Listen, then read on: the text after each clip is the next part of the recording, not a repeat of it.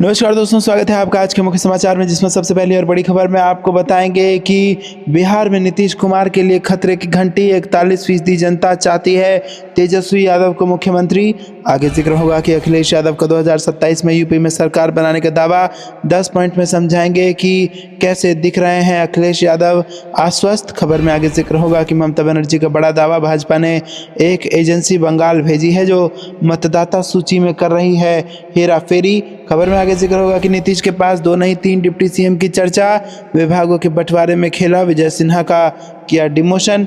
आगे आपको बताएंगे कि गरीबों की जेबें खाली कर रहा है और अमीरों की तिजोरियां भर रहा है विकसित भारत का विचार। खड़गे का पीएम मोदी पर वार। दोस्तों, हर एक खबर की गहराई में आपको ले जाएंगे, लेकिन उससे पहले आपसे निवेदन कि वीडियो को कीजिए लाइक और चैनल को सब्सक्राइब करके बेल आइकन दबाकर कमेंट में लिखिए जय हिंद। रुक करते हैं सबसे पहली और बड़ी खबर की तरफ। बिहार चुनाव से बड़ी खबर। 41% जनता चाहती है तेजस्वी यादव को मुख्यमंत्री, जिसके बाद बिहार चुनाव में नीतीश कुमार के लिए बज गई है खतरे की घंटी। जी हाँ दोस्तों, आपको बता दें कि बिहार में चंद महीनों बाद चुनाव होने वाला है और ऐसे में सबके मन में एक ही सवाल है कि सीएम कौन होगा। विपक्ष बार बार दावा करता है कि बीजेपी नीतीश कुमार को फिर सीएम नहीं बनाएगी, लेकिन बीजेपी साफ कह चुकी है कि बिहार में नीतीश कुमार ही मुख्यमंत्री होंगे। हालांकि अब जो सर्वे सामने आया है वो नीतीश कुमार के लिए खतरे की घंटी की ओर इशारा कर रहा है। सी वोटर के इस सर्वे के मुताबिक बिहार की 41% जनता की पसंद तेजस्वी यादव हैं, जबकि सिर्फ 18% लोग ही चाहते हैं कि नीतीश कुमार दोबारा मुख्यमंत्री बने। सर्वेक्षण के मुताबिक नीतीश कुमार की लोकप्रियता में भारी गिरावट आई है। 58% लोगों का मानना है कि नीतीश कुमार की विश्वसनीयता में काफ़ी कमी आई है। 13% ने कहा कि उनकी विश्वसनीयता में कुछ हद तक कमी आई है, जबकि 21% ने कहा कि उन्होंने मुख्यमंत्री की विश्वसनीयता में कोई कमी नहीं देखी है। सर्वे में शामिल ज़्यादातर लोगों की पहली पसंद नीतीश कुमार नहीं है। दोस्तों, आपको बता दें कि रिपोर्ट की माने तो आरजेडी नेता तेजस्वी यादव बिहार में सीएम पद के लिए सबसे पसंदीदा चेहरा बनकर सामने आए हैं। सर्वेक्षण में शामिल लोगों से जब उनकी पहली पसंद के बारे में पूछा गया तो 15% ने जनसुराज के संस्थापक प्रशांत किशोर को अपनी पसंद बताया, तो 8% लोगों ने बीजेपी के सम्राट चौधरी और 4% ने लोक जनशक्ति पार्टी के अध्यक्ष चिराग पासवान को मुख्यमंत्री पद के लिए सही माना। रुक करते हैं अगली ब्रेकिंग न्यूज की तरफ। अखिलेश यादव का 2027 में उत्तर प्रदेश में सरकार बनाने का दावा। जी हाँ दोस्तों, आपको बता दें कि उत्तर प्रदेश में 2027 में विधानसभा चुनाव को लेकर अभी से राजनीतिक सरगर्मी बढ़ने लगी है। समाजवादी पार्टी अध्यक्ष अखिलेश यादव विधानसभा चुनाव में बेहतर प्रदर्शन करने के लिए कार्यकर्ताओं को एकजुट करने की कोशिश कर रहे हैं और दूसरी तरफ भारतीय जनता पार्टी अलग तैयारी करती दिख रही है।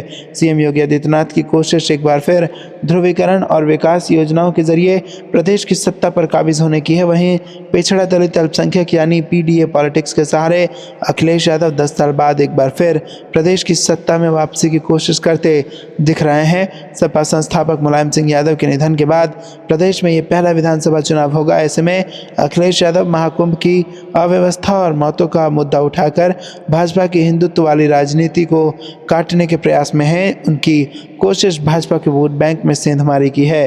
रुक करते हैं अगली ब्रेकिंग न्यूज़ की तरफ। ममता बनर्जी का बड़ा दावा, भाजपा ने एक एजेंसी बंगाल भेजी है जो मतदाता सूची में कर रही है हेरा फेरी। जी हाँ दोस्तों, हरियाणा और महाराष्ट्र के बाद अब पश्चिम बंगाल में भी मतदाता सूची को लेकर सियासत शुरू हो गई है।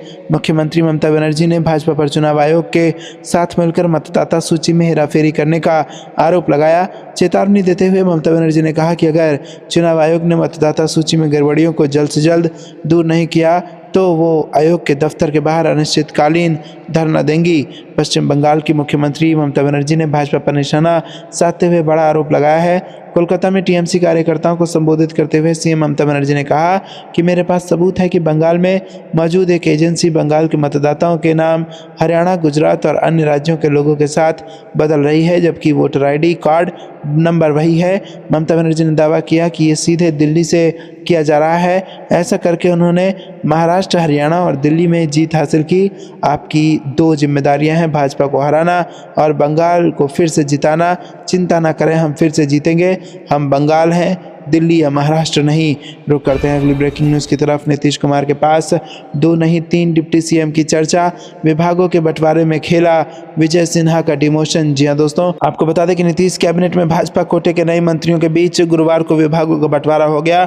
इसके साथ ही 4 मंत्रियों को झटका लगा है और ऐसे मंत्रियों में उप मुख्यमंत्री विजय सिन्हा, प्रेम कुमार, नीतीश मिश्रा के अतिरिक्त नितिन नवीन हैं। पार्टी ने 4 मंत्रियों का एक एक विभाग कम कर दिया तो उप मुख्यमंत्री विजय सिन्हा का सबसे अहम विभाग छीनकर दूरगामी संदेश दिया है। हिंदुस्तानी अवाम मोर्चा प्रमुख संतोष सुमन का कद भी मंत्रिमंडल विस्तार के भेंट चढ़ गया है। दोस्तों, आपको बता दें कि यहाँ पर संतोष से सरकार ने सबसे अहम विभाग आपदा प्रबंधन एवं सूचना प्रौद्योगिकी छीन लिया है। अब संतोष सुमन के पास एकमात्र विभाग लघु जल संसाधन रह गया है। रुक करते हैं अगली ब्रेकिंग न्यूज़ की तरफ। गरीबों की जेब खाली कर रहा है और अमीरों की तिजोरियां भर रहा है विकसित भारत का विचार, खड़गे का पीएम मोदी पर वार। जी हाँ दोस्तों, कांग्रेस प्रमुख मल्लिकार्जुन खड़गे ने गुरुवार को दावा किया कि 100 करोड़ भारतीयों के पास कोई अतिरिक्त आय नहीं है। उन्होंने आरोप लगाया कि प्रधानमंत्री नरेंद्र मोदी का विकसित भारत दृष्टिकोण आम लोगों की जेबें खाली कर रहा है और चुनिंदा अरबपतियों का खजाना भर रहा है। खड़गे ने कहा कि भारत एक वैश्विक टैक्स युद्ध और व्यापार में बाधाओं का सामना कर रहा है और केंद्रीय बजट में की गई घोषणाएं निराशाजनक साबित हुई हैं। राज्यसभा में विपक्ष के नेता खड़गे ने एक्स पर एक पोस्ट में कहा कि नरेंद्र मोदी जी 100 करोड़ भारतीयों के पास खर्च करने के लिए कोई अतिरिक्त आय नहीं है। हमारे सकल घरेलू उत्पाद का 60% उपभोग पर निर्भर है, लेकिन भारत के केवल 10% लोग आर्थिक विकास और उपभोग को बढ़ावा देते हैं और 90% लोग बुनियादी दैनिक जरूरतों को पूरा करने में असमर्थ हैं। रुक करते हैं अगली ब्रेकिंग न्यूज़ की तरफ। झूठ फैला रहे अमित शाह, परिसीमन को लेकर गृह मंत्री के आश्वासन पर सिद्धारमैया का तंज। जी हाँ दोस्तों, कर्नाटक के मुख्यमंत्री सिद्धारमैया ने केंद्रीय गृह मंत्री अमित शाह पर निशाना साधा। कर्नाटक सीएम ने गृह मंत्री की आलोचना करते हुए कहा कि अमित शाह ने परिसीमन को लेकर दक्षिणी राज्यों को जो भरोसा देने की कोशिश की है वो भ्रामक है। सीएम ने कहा कि हो सकता है कि होम मिनिस्टर के पास सटीक जानकारी की कमी हो, लेकिन अगर हमारे गृह मंत्री के पास ही सटीक जानकारी का अभाव है तो ये चिंता की बात है। दरअसल केंद्रीय गृह मंत्री अमित शाह ने कोयम्बटूर में एक रैली के दौरान कहा कि मैं दक्षिण भारत के लोगों को आश्वस्त करना चाहता हूं कि प्रधानमंत्री नरेंद्र मोदी ने आपके हित को ध्यान में रखा है और ये सुनिश्चित करेंगे कि दक्षिण की एक भी सीट कम ना हो और जो भी वृद्धि होगी दक्षिण राज्यों को उचित हिस्सा मिलेगा, इसमें संदेह करने का कोई कारण नहीं है। रुक करते हैं अगली ब्रेकिंग न्यूज़ की तरफ। बंगाल के वोटर लिस्ट में गुजरात हरियाणा के लोगों के नाम जोड़ रही बीजेपी, ममता बनर्जी ने चुनाव आयोग को दी धरने की चेतावनी। जी हाँ दोस्तों, पश्चिम बंगाल की मुख्यमंत्री और तृणमूल सुप्रीमो ममता बनर्जी ने नेताजी इंडोर में अपनी बैठक में अगले साल होने वाले विधानसभा चुनाव का बिगुल बजा दिया है। पार्टी नेता ने सिलसिलेवार बयानों में बीजेपी की आलोचना की और तृणमूल कार्यकर्ताओं को मतदाता सूची को लेकर चेतावनी दी। गुरुवार को नेताजी इंडोर रैली में ममता ने भारत के चुनाव आयोग पर भी निशाना साधा। उन्होंने आरोप लगाया कि बंगाल में वोट हासिल करने के लिए चुनाव आयोग और कुछ अन्य एजेंसियों का इस्तेमाल करके अन्य राज्यों के लोगों के नाम बंगाल की मतदाता सूची में डाले जा रहे हैं। रुक करते हैं अगली ब्रेकिंग न्यूज़ की तरफ। कल ही धमाका तो नहीं कर देंगे जीतन राम मांझी, नीतीश कुमार सरकार में बेटे का पद घटाया तो किसने। जी हाँ दोस्तों, आपको बता दें कि नए साल में मंत्रिमंडल विस्तार के बाद विभागों का बंटवारा हुआ तो हिंदुस्तानी अवाम मोर्चा सेक्युलर के इकलौते मंत्री संतोष कुमार सुमन के 3 में से 2 अहम विभाग लेकर दूसरे मंत्रियों को दे दिए गए। ये घटनाक्रम ऐसे समय हुआ है जब पटना के ऐतिहासिक गांधी मैदान में मांझी परिवार अपनी पार्टी की ओर से 28 फरवरी को दलित समागम के रूप में शक्ति प्रदर्शन करने वाला है। तो क्या इस समागम के मंच से मांझी का गुस्सा फूटेगा? ये बेटे के विभागों में कटौती पर क्या कहेंगे और किसे दोषी ठहराएंगे, इस पर सभी की नज़र होगी। रुक करते हैं अगली ब्रेकिंग न्यूज़ की तरफ। जयपुर बीजेपी मुख्यालय में हाथापाई का मामला, पार्टी ने लिया बड़ा फैसला और प्रदेश महामंत्री जावेद कुरैशी को मिली ये बड़ी सज़ा। जी हाँ दोस्तों, आपको बता दें कि ये बड़ी खबर आ रही है राजधानी जयपुर से। भाजपा मुख्यालय में गुरुवार को अल्पसंख्यक मोर्चे की बैठक के दौरान 2 कार्यकर्ताओं के बीच हाथापाई हो गई और इस विवाद के दौरान पार्टी के प्रदेश अध्यक्ष मदन राठौड़ भी मौजूद थे। इस हाथापाई के चलते भाजपा अल्पसंख्यक मोर्चा के प्रदेश अध्यक्ष हमीद खान मेवाती ने बड़ा फैसला लेते हुए प्रदेश महामंत्री जावेद कुरैशी को पद से हटा दिया है। रुक करते हैं अगली ब्रेकिंग न्यूज़ की तरफ। देश में घरेलू ऋणग्रस्तता संकट, निजी निवेश में भारी मंदी का दौर, कांग्रेस का बयान। जी हाँ दोस्तों, आपको बता दें कि कांग्रेस ने एक रिपोर्ट का हवाला देते हुए बृहस्पतिवार को कहा कि घरेलू ऋण बढ़ने का संकट है तथा परिवार कम बचत कर रहे हैं। पार्टी महासचिव जयराम रमेश ने दावा भी किया कि भारत निजी निवेश में भारी मंदी के दौर से गुजर रहा है। रुक करते हैं अगली ब्रेकिंग न्यूज़ की तरफ। बिहार में अकेले चुनाव लड़ सकती है कांग्रेस, बेगूसराय में कन्हैया फिर एक्टिव, आरजेडी पर दे दिया बड़ा बयान। जी हाँ दोस्तों, एनएसयूआई के राष्ट्रीय प्रभारी सह वर्किंग कमेटी के सदस्य युवा कांग्रेस नेता डॉक्टर कन्हैया कुमार बेगूसराय बीहट अपने आवास पर पहुंचे। इसकी सूचना पाते ही जिला युवा कांग्रेस के जिला अध्यक्ष राहुल कुमार, वरिष्ठ कांग्रेस नेता नारायण सिंह दिनकर, कुमार आदित्य कुमार समेत कई सारे नेता से मिलकर बेगूसराय की राजनीति पर विस्तार से चर्चा की। साथ ही बेगूसराय जिले के कांग्रेस की स्थिति से अवगत कराया। दोस्तों, आपको क्या कुछ लगता है कमेंट में जरूर बताइए। वीडियो को लाइक नहीं किया तो लाइक जरूर कीजिएगा। रुक करते हैं अगली ब्रेकिंग न्यूज़ की तरफ से। बड़ी खबर, कैबिनेट विस्तार से पहले बीजेपी के कद्दावर मंत्री का इस्तीफा, खुद बताई इसकी वजह। जी हाँ दोस्तों, बिहार बीजेपी के कद्दावर नेता दिलीप जायसवाल ने पार्टी के एक व्यक्ति एक पद के सिद्धांत को फॉलो करते हुए आखिरकार नीतीश कैबिनेट से इस्तीफा दे दिया है। बिहार में नीतीश सरकार में राजस्व एवं भूमि सुधार मंत्री और बीजेपी नेता डॉक्टर दिलीप जायसवाल ने अपने मंत्री पद से इस्तीफे का ऐलान करते हुए कहा कि ईमानदारी का तमगा उनके ऊपर रहेगा। आपको बता दें कि दिलीप जायसवाल एक तरफ जहां राज्य सरकार में अहम विभाग के मंत्री थे तो वहीं वो बिहार बीजेपी के अध्यक्ष भी हैं। दिलीप जायसवाल ने कहा कि मैंने बहुत ईमानदारी से प्रयास किया और एक ईमानदार मंत्री के रूप में मुझे सब दिन जाना जाता रहेगा। राजस्व विभाग में हमने बहुत सारे सुधार लाने का प्रयास किया। रुक करते हैं अगली ब्रेकिंग न्यूज़ की तरफ। बीजेपी को हराने का दम सिर्फ कांग्रेस में, पप्पू यादव का बड़ा दावा। पीएम मोदी और सीएम नीतीश को लेकर भी दिया बड़ा बयान। जी दोस्तों, बिहार के पूर्णिया से निर्दलीय सांसद पप्पू यादव ने मंगलवार को सासाराम के चितौली गांव में बीजेपी और उनके सहयोगी दलों पर हमला बोला। उन्होंने कहा कि देश में सिर्फ कांग्रेस ही बीजेपी को हरा सकती है। कश्मीर से कन्याकुमारी तक कांग्रेस की मौजूदगी है और यही पार्टी बीजेपी की नीतियों को चुनौती देने में सक्षम है। चितौली गांव में एक दंगल प्रतियोगिता में शामिल होने पहुंचे पप्पू यादव ने कहा कि कुछ राज्यों में नफरत फैलाकर बीजेपी ने सरकार बनाई है। कांग्रेस को अलग कर देने से देश की सुरक्षा कमजोर हो जाएगी। आज जो भी बीजेपी के साथ गया वो खत्म हो गया। नवीन पटनायक, जगमोहन रेड्डी, एकनाथ शिंदे, महबूबा मुफ्ती को बीजेपी ने राजनीतिक रूप से खत्म कर दिया। अब नीतीश कुमार की बारी है। पप्पू यादव ने बिहार के मुख्यमंत्री नीतीश कुमार को लेकर भी बड़ा बयान दिया और कहा कि प्रधानमंत्री नरेंद्र मोदी ने भागलपुर की रैली में एक बार भी ये नहीं कहा कि बिहार में बीजेपी नीतीश कुमार के नेतृत्व में चुनाव लड़ेगी। न ही उन्होंने नीतीश कुमार को मुख्यमंत्री पद का चेहरा बताया। रुक करते हैं कि ब्रेकिंग न्यूज़ की तरफ। अखिलेश यादव को फिर मुख्यमंत्री बनाने का संकल्प, नेताओं ने कहा 2027 में बदलेगी सरकार। यूपी में सपा की पीडीए पंचायत। जी हाँ दोस्तों, आपको बता दें कि मिल्कीपुर के आदर्श नगर पंचायत कुमारगंज में समाजवादी पार्टी के युवा जनसभा ने पीडीए पंचायत का आयोजन किया। रुक करते हैं अगली ब्रेकिंग न्यूज़ की तरफ। यूपी में 69,000 शिक्षकों की भर्ती में हुए घोटाले, कांग्रेस की मांग कराई जाए उच्च स्तरीय न्याय जांच। जी हाँ दोस्तों, आपको बता दें कि कांग्रेस ने उत्तर प्रदेश में 69,000 शिक्षकों की भर्ती में आरक्षण के उल्लंघन का मुद्दा उठाते हुए घोटाले की उच्च स्तरीय न्यायिक जांच कराने की मांग की है। नई दिल्ली स्थित कांग्रेस कार्यालय में मीडिया को संबोधित करते हुए उत्तर प्रदेश कांग्रेस अनुसूचित जाति विभाग के अध्यक्ष और बाराबंकी से सांसद तनुज पुनिया ने कहा कि 69,000 शिक्षकों की भर्ती में 18,500 आरक्षित सीटों पर SC, ST और OBC वर्ग के लोगों को नौकरी मिलनी थी, लेकिन इसमें से केवल 2637 सीटों पर ही आरक्षण लागू किया गया, जबकि शेष 15,863 सीटें अनारक्षित वर्ग के लोगों को दी गई हैं। ये फैसला संविधान में प्रदत्त आरक्षण व्यवस्था के खिलाफ है।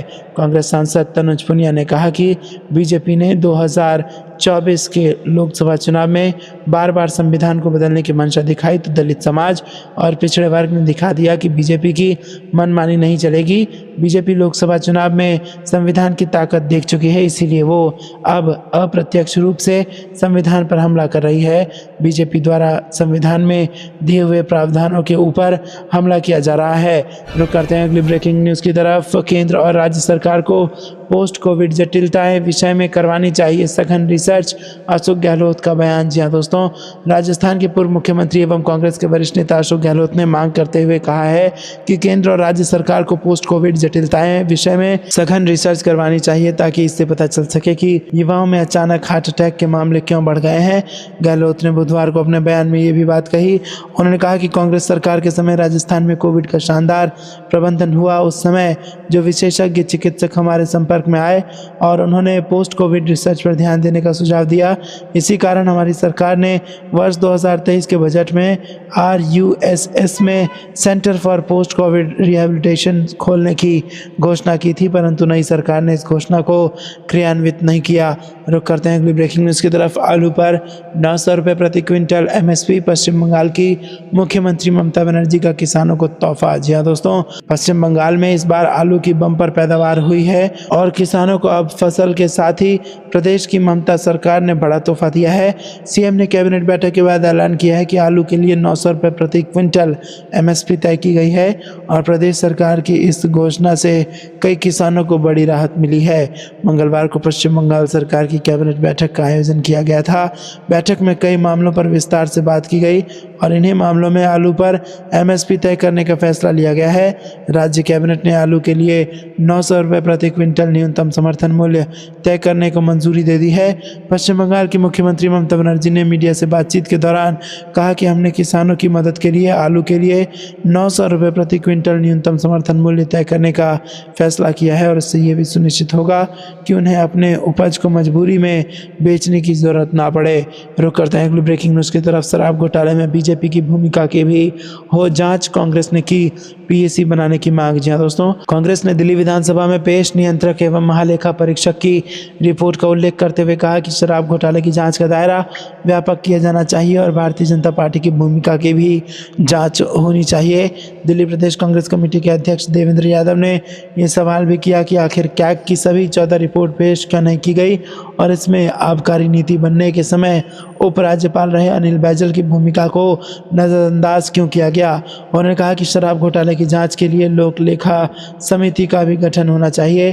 कैग की रिपोर्ट मंगलवार को दिल्ली विधानसभा में पेश की गई। इसमें अरविंद केजरीवाल सरकार के समय की शराब नीति को लेकर सवाल खड़े किए गए हैं। रुक करते हैं ब्रेकिंग न्यूज़ की तरफ। बिहार चुनाव को लेकर कांग्रेस का प्लान तैयार, नेताओं को मिलेगी जिम्मेदारी। जी हाँ दोस्तों, बिहार विधानसभा चुनाव की तैयारी को लेकर कांग्रेस पार्टी सक्रिय हो गई है। पार्टी के केंद्रीय नेतृत्व ने 1 मार्च को दिल्ली में बिहार के नेताओं के साथ एक महत्वपूर्ण बैठक बुलाई है और इस बैठक में चुनावी रणनीति पर चर्चा होने की संभावना है। रुक करते हैं अगली ब्रेकिंग न्यूज़ की तरफ। क्या हमारे पास इतना EVM है कि एक साथ चुनाव हो सके? वन नेशन वन इलेक्शन पर बनी JPC की बैठक में प्रियंका गांधी ने पूछे सवाल। जी हाँ दोस्तों, देश एक चुनाव से जुड़े विधेयकों की समीक्षा के लिए गठित संयुक्त संसदीय समिति की तीसरी बैठक मंगलवार को संसद भवन परिसर में हुई और इस मीटिंग में कांग्रेस सांसद प्रियंका गांधी ने EVM को लेकर सवाल उठाते हुए कहा कि क्या हमारे पास इतने EVM हैं कि एक देश में एक साथ चुनाव हो सके। प्रियंका गांधी के अलावा कई विशेषज्ञों ने इस योजना पर अपनी राय रखी और कई महत्वपूर्ण पहलुओं पर चर्चा की गई। भारत के पूर्व मुख्य न्यायाधीश न्यायमूर्ति उदय उमेश ललित, विधि आयोग के पूर्व अध्यक्ष ऋतुराज अवस्थी सहित 4 कानूनी विशेषज्ञों ने अपनी राय रखी। रुक करते हैं अगली ब्रेकिंग न्यूज़ की तरफ। देश में किसानों के लिए मंडी व्यवस्था खत्म करने की हो तैयारी, राकेश टिकैत ने मोदी सरकार पर साधा निशाना। जी दोस्तों, भारतीय किसान यूनियन के राष्ट्रीय प्रवक्ता राकेश टिकैत ने केंद्र सरकार पर नया कानून लाकर मंडी व्यवस्था को खत्म करने की तैयारी करने का आरोप लगाते हुए मंगलवार को कहा कि बिहार में वर्ष 2006 से बाजार समितियां बंद हैं और अब उत्तर प्रदेश में भी यही व्यवस्था लागू करने की तैयारी है। टिकैत ने भारतीय किसान यूनियन द्वारा यहां आयोजित किसान महापंचायत में गंभीर आरोप लगाते हुए कहा कि केंद्र सरकार एक नया कानून लाकर मंडी व्यवस्था को समाप्त करने के लिए योजना बना रही है। उन्होंने कहा कि अब नई व्यवस्था के तहत किसानों को मंडी के बाहर अनाज बेचने की छूट दी गई है और इससे मीडिया में अनाज की आवक और राजस्व कम होगा। बिहार में 2006 से बाजार समितियां बंद हैं और अब उत्तर प्रदेश में भी यही व्यवस्था लागू करने की तैयारी है। रुक करते हैं अगली ब्रेकिंग न्यूज़ की तरफ। बिहार विधानसभा चुनाव से पहले बयानबाजी का दौर चालू, लालू यादव ने PM मोदी पर कसा तंज। जी हाँ दोस्तों, RJD अध्यक्ष लालू प्रसाद यादव ने सोशल मीडिया के माध्यम से प्रधानमंत्री नरेंद्र मोदी पर जमकर निशाना साधा। सोशल मीडिया प्लेटफॉर्म X पर लालू यादव ने पोस्ट कर प्रधानमंत्री नरेंद्र मोदी को बिहारी भूजा की याद दिलाई। राजद सुप्रीमो लालू यादव ने अपने पोस्ट में लिखा कि अब की बार तो हमारे सवालों पर PM ने साल में 300 दिन ही मखाना खाने की बात कही है। अगली बार 350 दिन बिहारी भूजा खाएंगे। लालू प्रसाद ने प्रधानमंत्री नरेंद्र मोदी पर कटाक्ष करते हुए लिखा है कि 100 दिन भागलपुरी सिल्क पहनेंगे, छठ मैया का व्रत करेंगे, गंगा मैया में डुबकी लगाएंगे, जानकी मैया के मंदिर जाएंगे और बिहार से बचपन का रिश्ता स्थापित करेंगे, मधुबनी पेंटिंग का गमछा या कुर्ता पहनेंगे। आपको क्या लगता है दोस्तों, कमेंट में जरूर बताइए। वीडियो को लाइक नहीं किया तो लाइक जरूर कीजिएगा। रुक करते हैं अगली ब्रेकिंग न्यूज़ की तरफ। पीएम मोदी के झूठ का पैमाना होता तो टूट टूट कर चूर चूर हो जाता। लालू यादव का मोदी पर हमला। जी हाँ दोस्तों, आपको बता दें कि राष्ट्रीय जनता दल के सुप्रीमो लालू प्रसाद यादव ने प्रधानमंत्री नरेंद्र मोदी के बिहार दौरे को लेकर तंज किया। उन्होंने सोमवार को कहा कि पीएम मोदी के झूठ मापने का कोई पैमाना होता तो वो टूट कर चूर चूर हो जाता। सोमवार को प्रधानमंत्री के बिहार से वापसी के बाद सोशल मीडिया एक्स पर किए गए पोस्ट के साथ ही लालू यादव ने 57 सेकंड का वीडियो भी अपलोड किया।